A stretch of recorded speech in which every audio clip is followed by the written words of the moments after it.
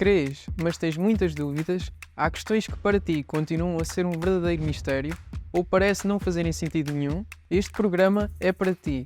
Vem desmistificar. Esta é a temporada 2 de 14 episódios, ao longo dos quais vamos tratar 7 temas que pessoas como tu e eu querem ver mais claros. Hoje, vem desmistificar a Bíblia com Dom José Ornelas. Eu sou o Tiago Martins e este é o Take 2.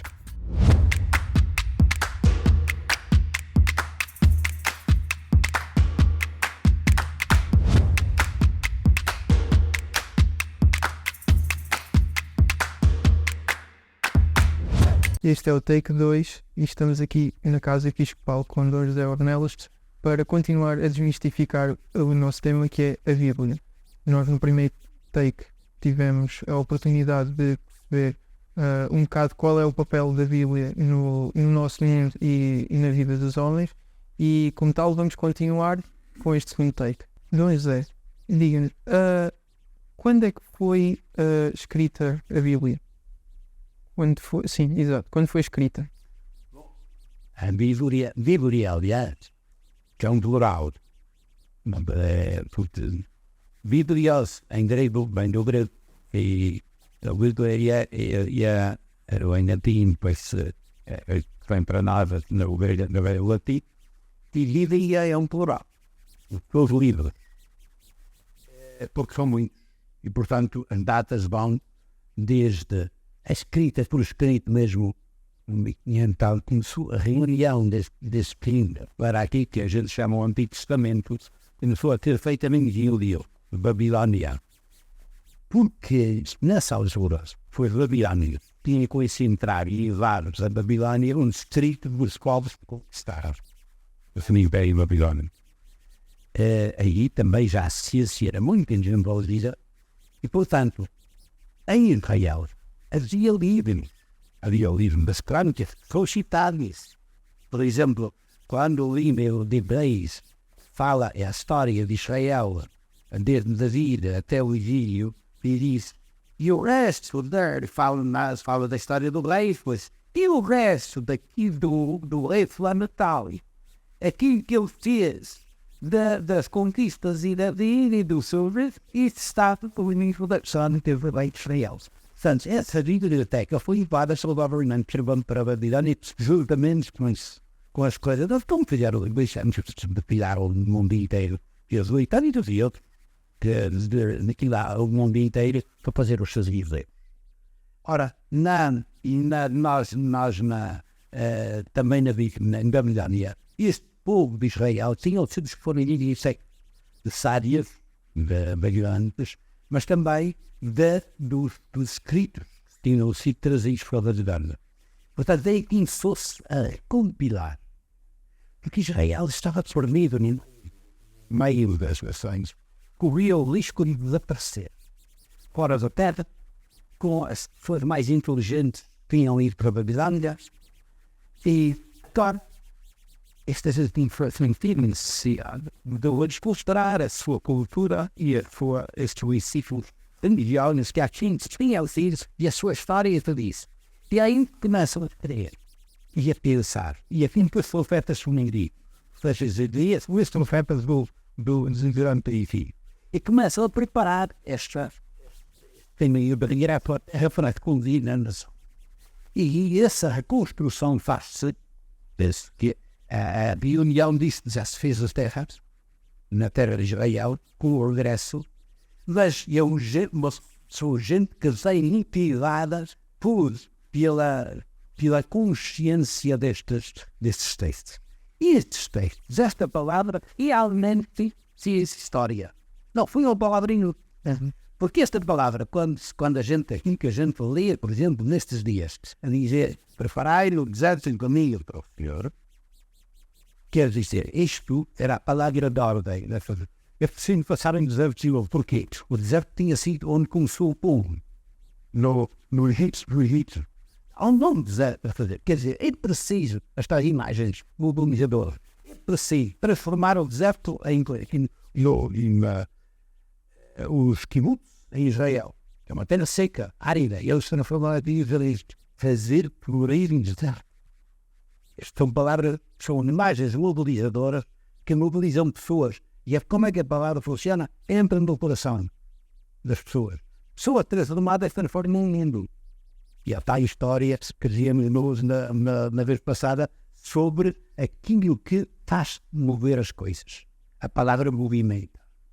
Cria escolas, cria cultura, cria atitude, cria trabalho, cria obra e cria futuro. Este foi, por isso, falar de quando é que isto nasceu, foi das suas origens, vêm, fica boa falar da tradição oral, que se mantém por séculos. Só dizer isto. Alguns dos primeiros grandes investigadores da Bíblia, de uma forma científica nova, foram ao deserto, do deserto da Arábia, da Palestina e do Sinai, falar com beduínos. E encontraram histórias, praticamente transmitidas por via oral, que são as mesmas histórias que Heródoto, o primeiro grego, que descreveu estas tribos e as histórias dele, praticamente palavra a palavra igual, que foram transmitidas por via oral, até que foram postas por escrito, e algumas delas já no tempo do rei David, a partir do rei David, as tais crónicas da história, os livros dos profetas que escreviam, do nosso conservavam, e portanto isto ao longo do século.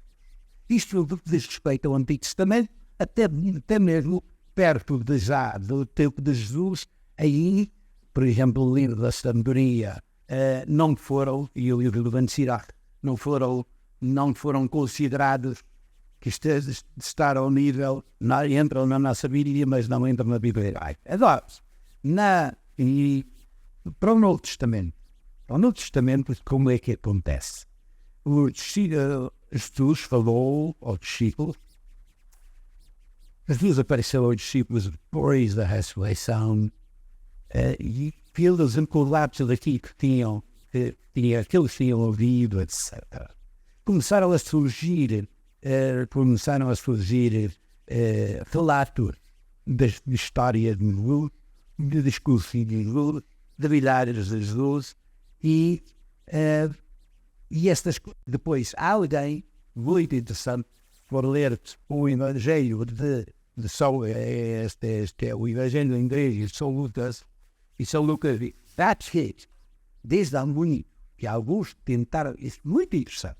Lucas escreve por volta dos 70, 80, e já depois da destruição de Jerusalém, a comunidade cristã, estamos há 50 anos, 30, 40, 50 anos depois da morte e ressurreição de Jesus, e as comunidades estão-se a desenvolver, já estão por toda a parte no Império Romano, e agora sente-se necessidade, agora que alguns apóstolos já morreram, uma nova geração está aí sendo necessidade de o que é que Jesus disse mesmo, e então de ir compilar tudo isto que se tinha escrito e vão construir os seus evangelhos.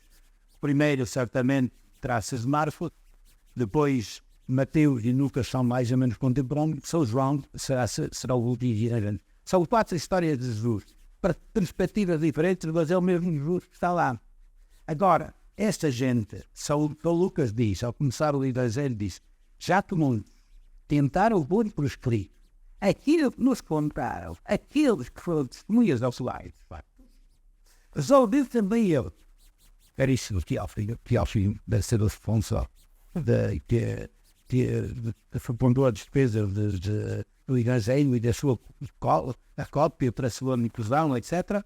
Resolvi também eu, caríssimo Teófilo, por escrito, acrível-se, cientificamente, isto é, com metodologia, fazer uma exposição, porque Lucas era um académico, era médico, nessa altura as ciências estavam todas ligadas, portanto era o melhor da época que nós temos, qualidade, no Novo Testamento, e portanto, por tudo isso por escrito, para que ele saia a sua ideia da doutrina a pessoas educar. Isto é, e esta gente, eles escrevem a ideia cristã. O Evangelho escrito não é a primeira fase de converter as pessoas. O anúncio faz-se à voz. Mas agora, na comunidade, nasce nos Evangelhos os textos do Novo Testamento, as primeiras que nós temos, não, os primeiros textos do Novo Testamento não temos, não são os evangelhos, são as cartas de São Paulo, são as primeiras, antes daquilo que nós temos. Mas São Paulo já se refaz, já tem Paulo, os judeus, para isso. Vocês viram? Não, mais filho bom, peraí. Choquei. Aí, a outra se futebol, só pelo da vida. O quê? Porque todos os rapazes, também muitas meninas, mas sobretudo rapazes, até aos 12 anos faz o barrio de Sebá. Isto é lá, digamos que é a nossa união serena. É quando a pessoa está na adulta. E então está-se adulta quando é capaz de ler a Bíblia. Até o que parece desafio e vou ler a Bíblia e então é uma festa. Eu disse, Israel, da noite selada, a comunidade dança à volta deste moço. Agora parlei também também o embate de se dá para meninas também mas não aceito de todo.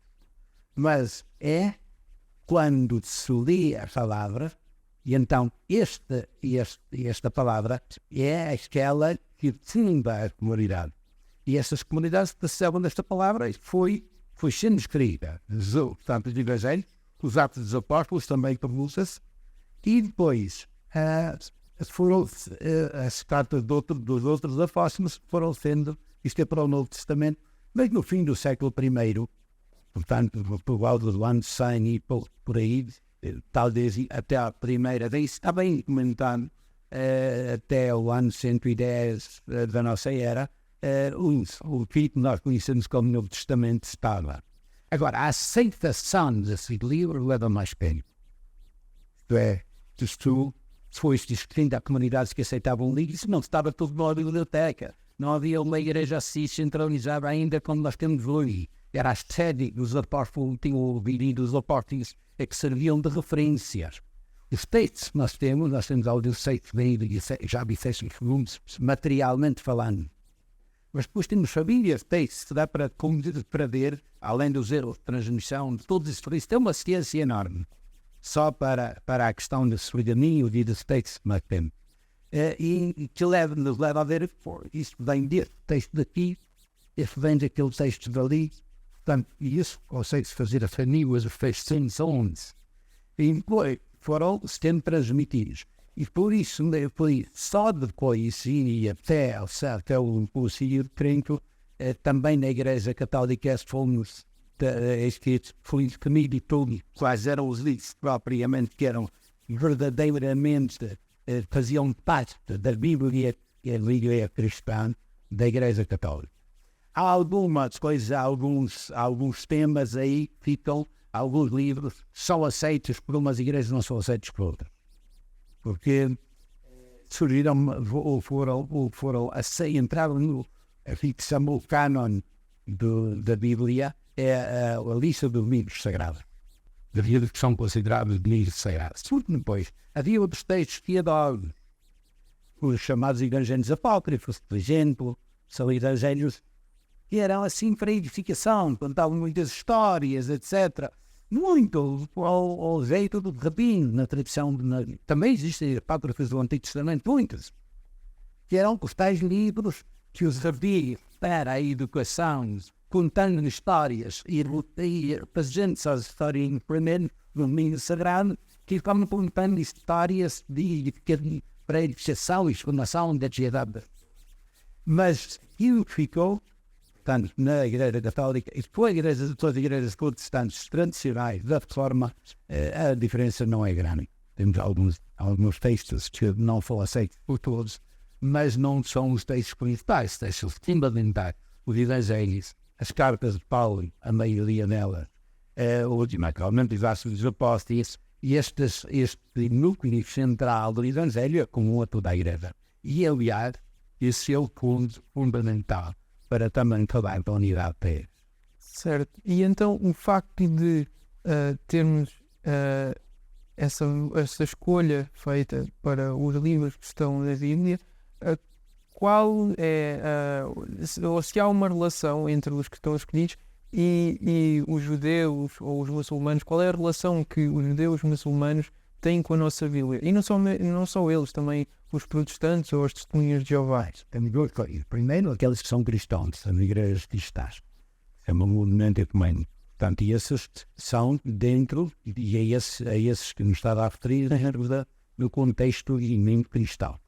Portanto, e isso foi aqui o meu preferido.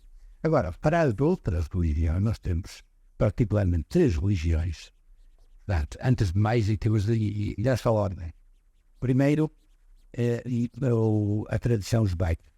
Porque é da tradição judaica que é a de Abraão, do chamamento de Abraão, que começa. Deus disse a Abraão, e da Caldeia, e parte da tua terra, da casa dos teus pais, para onde espera que ele te brincar. E aí que se faz. E Abraão é o pai da fé para os judeus, primeiro, antes de mais, depois para os cristãos, mas sem toda a tradição cristã, das igrejas cristãs, quem quer que se passa aí de Cristo, aceita a tradição de onde nasceu Jesus, que é a tradição judaica. Porque não há razão nenhuma, e esta é uma nota muito grande na história, a perseguição dos judeus no mundo cristão é uma coisa muito triste, porque nós pertencemos à mesma tradição. Depois tem, a seguir, por volta de 600 anos mais tarde, com Maomé, nasce o Islão, e o Islão tem esta raiz também, muito dos livros do Antigo Testamento, mas também de Jesus, é considerado um profeta. E tem um respeito muito grande por Nossa Senhora. Aliás, Fátima, e nós temos aqui de Fátima, é uma das mulheres do profeta, portanto, Fátima é um nome hebraico, árabe. Portanto, esta tradição comum, sempre quando a gente vai a uma mesquita, eles gostam de ler estes textos para dizer que nós temos em comum. Aliás, Maomé dizia para respeitar os povos do livro.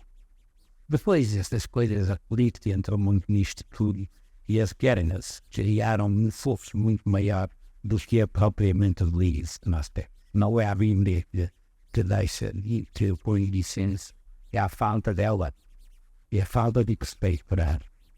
Certo, e então, diga-me, depois de toda esta explicação dos diversos livros que estão presentes na Bíblia, se um jovem como eu quisesse logo a seguir ir pegar numa Bíblia, por onde é que eu devia começar? Se devia ler a Bíblia, se calhar não, tendo em conta a explicação que deu antes de lê-la do início ao fim, toda seguida, mas, por exemplo, que livro é que sugeria para começar a ler?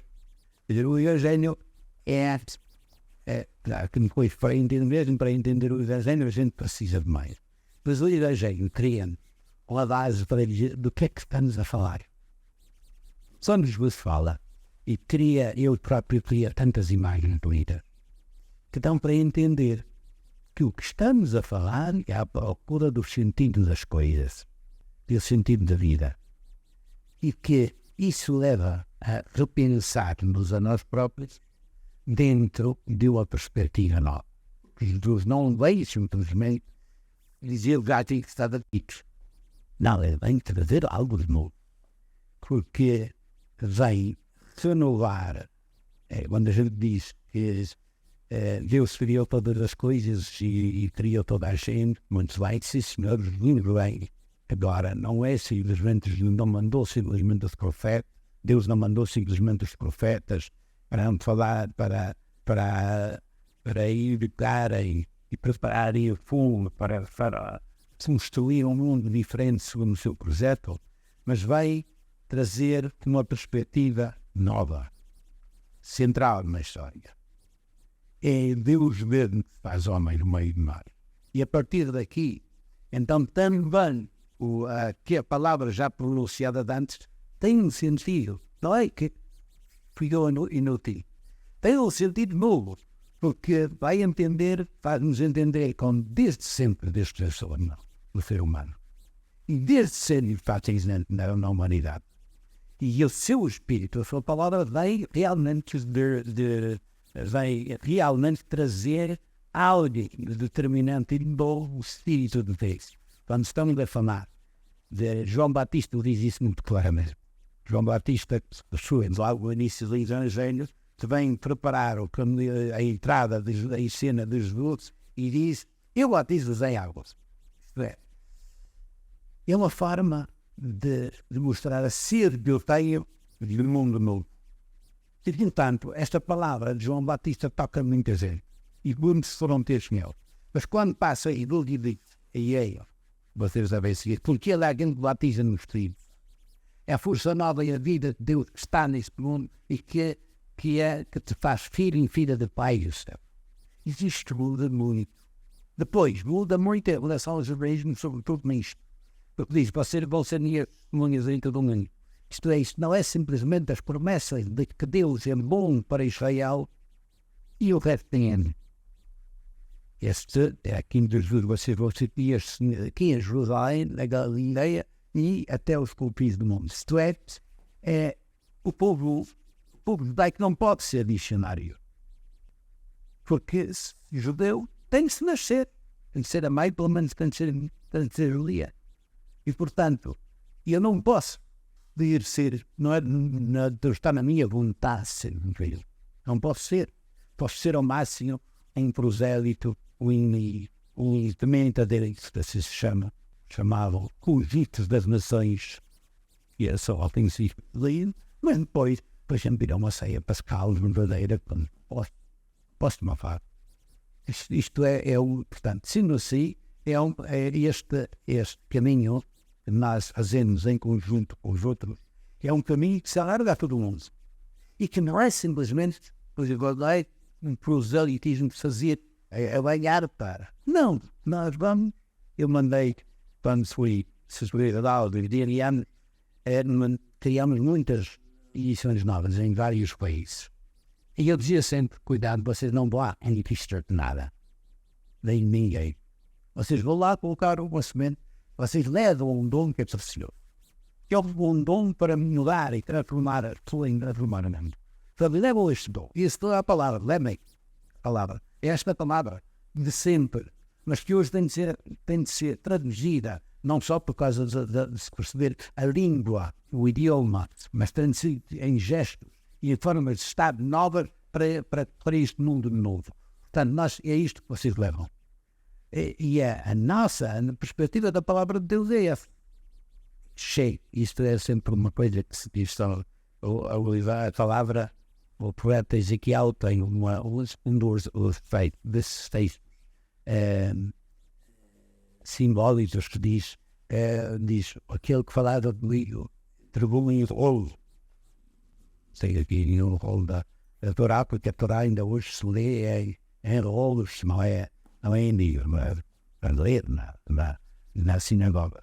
E se diz, agora come, toma e come. A palavra é algo que tem de ser interiorizada, tem de ser digerida e está no elemento próprio, co-natural da vida de uma pessoa. E então, a partir daí, pode-se falar. Certo. Eu tenho uma última pergunta que é: haveria algum livro, algo que tivesse sido escrito, mas que não está na Bíblia, que pudesse ser inserido nos dias de hoje? Bem, a Bíblia nos vai tocar certamente daquilo que é. Porque não é porque deixou de... É porque a Bíblia tem o que é necessário. Mas a palavra não é a palavra de Deus, não é só aquela que está na Bíblia. A palavra de Deus, tecnicamente falando, é esta que está na Bíblia. Mas a palavra de Deus que dá vida, olha, começa quando o papai e a mamãe começam a pegar na mãozinha do menino e para dizer Pai, Filho e Espírito Santo. e começam a ensinar o padre a falar com o padre Bichete. Essa palavra de Deus tão forte, tão criadora como aquela que vem, porque vem lá. E mais. E vem através do Espírito é o carinho de Deus. E, portanto, é por aí que começa a palavra, começa e transmite-se constantemente a ser renovada. Só para finalizarmos. Nunca se poderia ter, se no mundo se tirasse todas as passagens, que a criação daria, em termos de arte e de cultura, e ler, e na história, na música, etc., isso não se queria paupérrimo. E essa palavra seria constantemente, mas as obras mas sobretudo as vidas se dedicam à transformação deste mundo, porque é por causa da palavra que introduziram, comeram, geriram, mastigaram a palavra, amassaram com tantas lágrimas, mas também com tanta alegria, e que foram também desse mundo onde a palavra continua. Muito obrigado. Obrigado a você. Conversa em conversa, vamos desmistificando.